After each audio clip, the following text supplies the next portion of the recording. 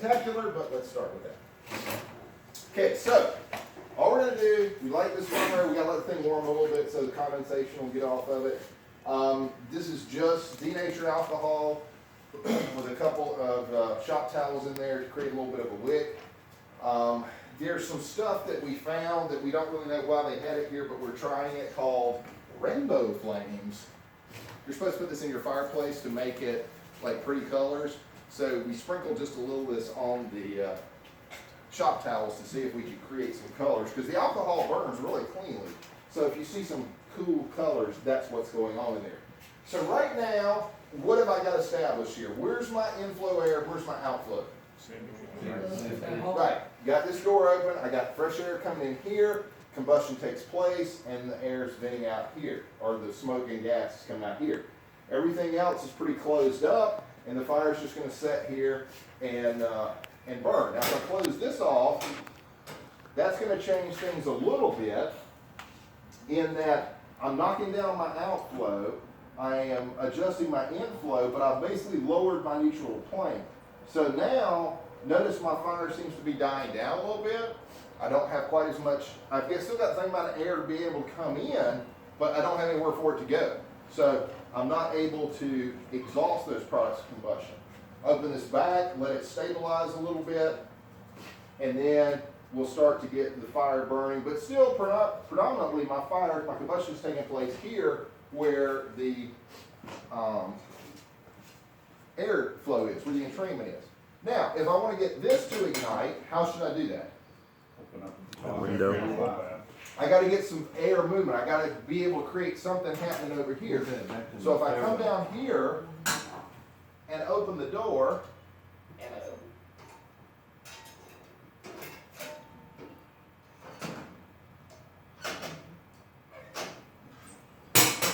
now I've opened the door in this other compartment into the stairwell. Have we really changed anything? Yes. Fire got bigger. We're starting to get a little bit of fire extension over here. But what's happening here? I've still got bidirectional flow here, right? I've still got inflow and I've got outflow. If I want this thing to really kick off and walk the dog, I got to change that flow direction, right? So now I come here to the front door because I'm at the street level, and I open the front door. Now we'll give that a second to stabilize because I gotta wait for the hose line to charge. Now how are my conditions changing? It just ignited the next one. Ignited the next one. So now I've got good outflow here. What's happening back here? It's still getting a little. I got a little bit of outflow. Let's tighten that up a little bit. Now come over here and open this one. Now, the other thing you notice about this, it's not instantaneous, right? Even in this small compartment, it takes a couple of seconds for this fire to equalize and get situated for the direction of the flow. Now I should have a pretty uniform flow path across up the stairwell and out the front door, right? Okay, now, here comes the main or GFD, and we're going to attack this fire. Ow, I hit myself in the lip. How successful are we going to be here? No. Did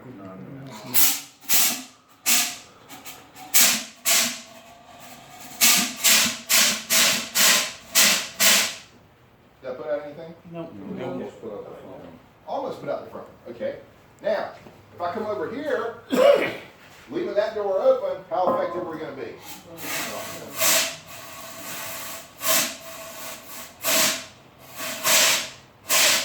Pushing it. Pushing up the ceiling. It's out. Okay. So on this side, I'm using the movement of the air into the structure. This is where it starts to get fun. Okay. I'm using the movement of the air through the structure to help disperse that extinguishing agent. If I try to do this, I'm never going to overpower this. You're never going to be able to force that extinguishing agent down there against this outflow. Now remember, this is very small scale, right? We're talking about living room furniture down there. So that's the difference. Now, I've got my outflow here. Okay, so I got that one burning again. Now let's go back over here and close the doors. Close that before I bend down. Let's close the doors at the bottom of the stairs.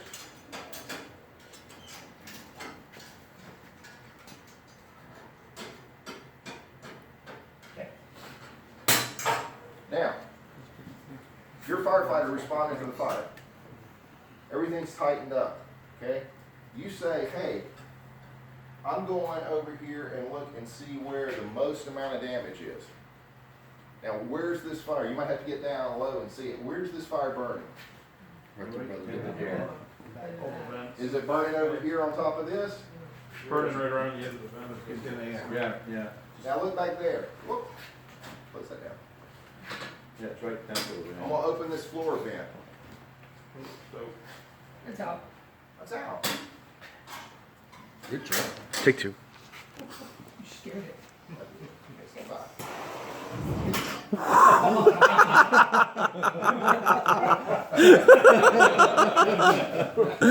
Plus, now see how many birds get out. plus, you notice the vents will automatically open to relieve the pressure.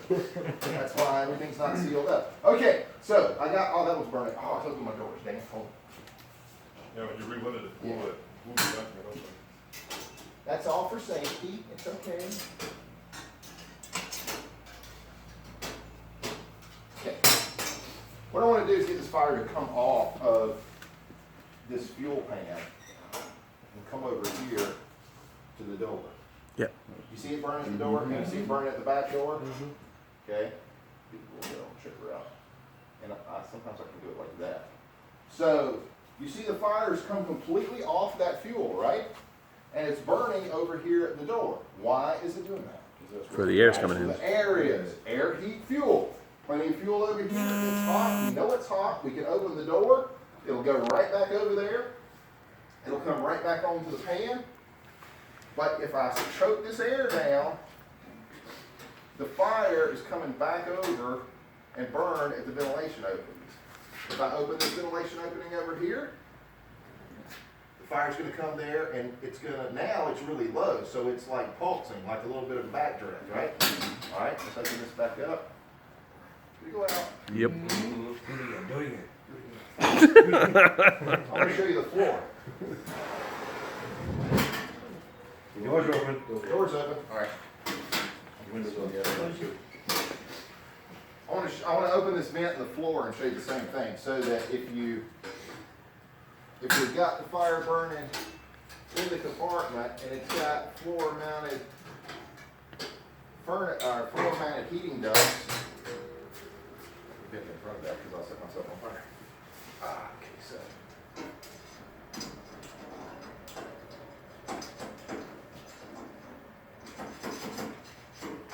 Oh, hello.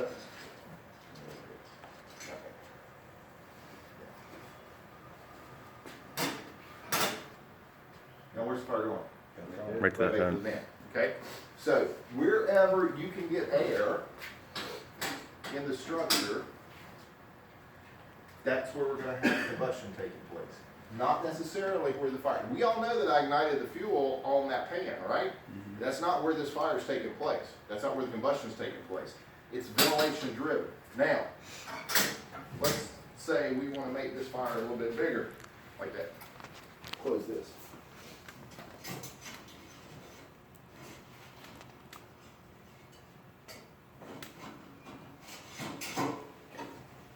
Now, come back over here, open our doors at the foot of the stairs. Here it comes. Now, let's say we got inflow here, outflow going there. Now, you sleep at the top of the stairs. You have your bedroom door closed. Let's say you open the bedroom door because you hear the smoke alarm going off and you're like, hey, what's that noise? Now, how do we change the flow path? We got an open door at the top of the stairs. Behind you, you're like, shit, that doesn't look good. I should go up here and open this window so that I can escape the fire. Now what's going to happen? We're going to get a C-shaped flow path, right? I'm going to open this all the way just so we can go along. Now, this becomes my inflow. Coming around, fire's burning here. Even though there's plenty of fuel back here, the combustion's taking place here. Fire comes up the stairwell vents back into this compartment, still trying to go to an area where it can be exhausted. So we have low pressure down here, we have high pressure up here. As this begins to stabilize, where you're going to eventually light that off? Sure, we're going to be able to draw this fire right through the building this way and right out over here. Might need to give it a little more air. Let's see how that'll work.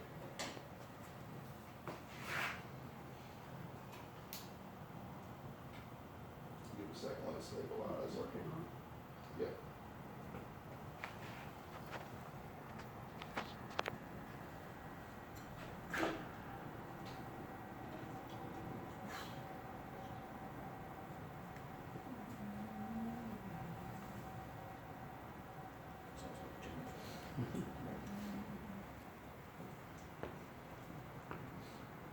Now the same thing, if I go to extinguish this fire, wait for that to light off, I think it's going to, okay, we'll cut it off.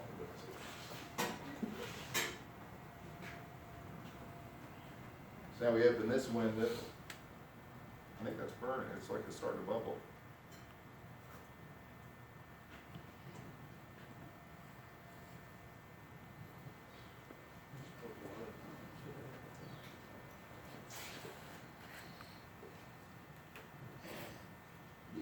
All right, so open this window, close that back down. Now, again, fire suppression.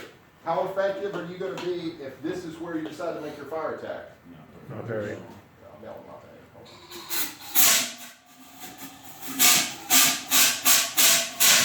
that. Not very effective because we're going against the flow. Now, let's say we do this. Let's say we got the same deal. We open this at the top of the stairs because we open the front door. Now, we end up with a flow, unidirectional flow. It's coming in one place, going out the other.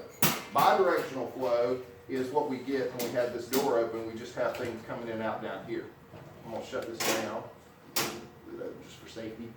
All right, so I open the front door. I get unidirectional flow now. Now, let's say we're the fire department and we're like, hey, let's open the roof.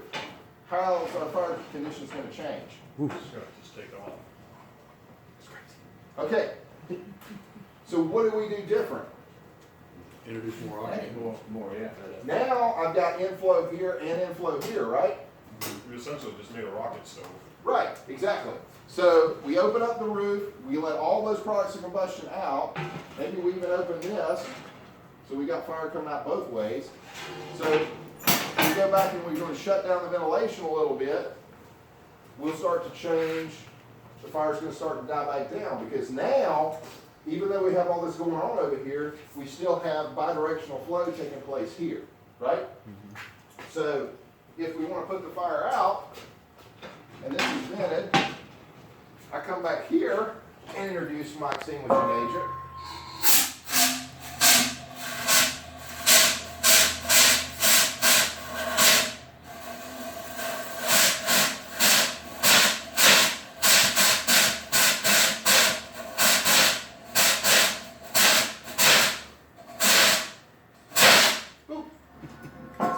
Squeeze that slightly. Okay, so now I introduce my extinguishing agent here, and I use those convective heat currents to draw that through the structure. Okay, now fire goes out. So the point being, a couple of points. If you're a firefighter, this is no good here trying to make the attack this way. If you're coming in at street level and you have a walkout basement and it's closed, I might even show you that too. Let's see if I can get one more fire out of here.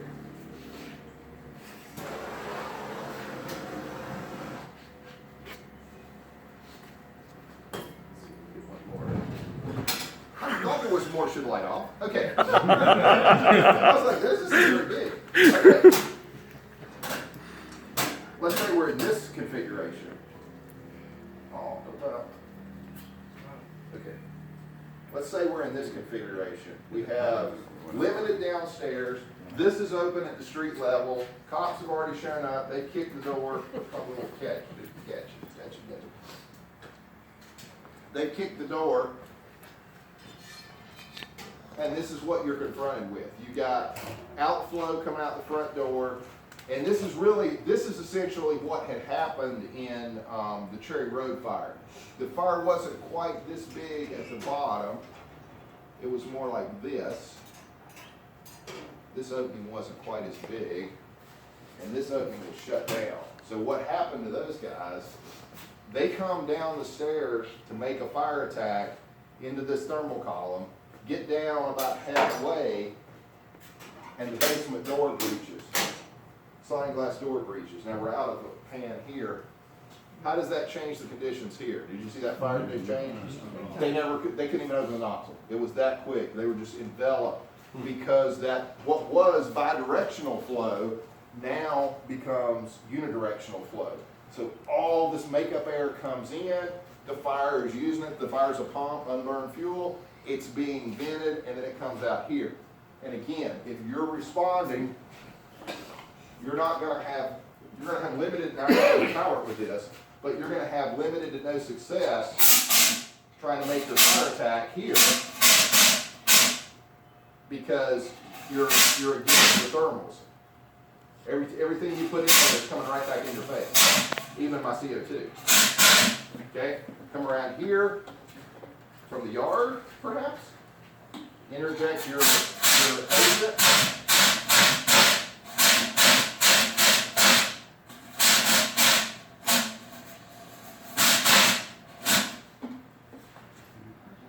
Now we're good. Okay?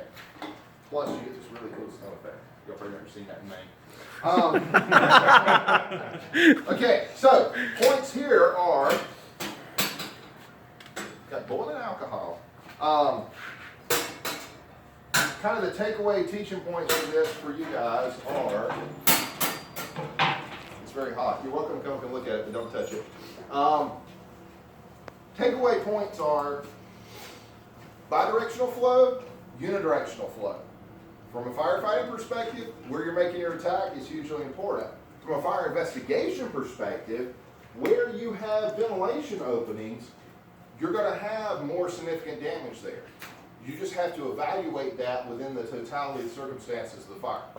What's happening? Is this a ventilation opening? Is the reason? And even you can even look at this. I mean, this is not rocket science fire investigation. Look at what's left. You could say, hey, this is the most damage. This is where the fire started. And actually, I thought about that. Maybe I'll light that one on fire next time. But you can see, I mean, we burned up all the alcohol and all the paper here because this is the one by the ventilation opening. This is where this was burning all the time. Then we get back here, we didn't burn as much off of it because the ventilation. We didn't light this one off till later. But even looking at these two, you can see the difference. And you can see how I can take the fire and move it to this ventilation opening. I can move it to this ventilation opening. I can make it climb. You can make it come completely off the pan and burn over here by the door. All because that's where the air is. Air, heat, fuel. Remember that when you're doing your investigation. That's what we're working on with the triangle. You can open, like when I open this window, this fire moved off this pad over here to the window. So, questions on that?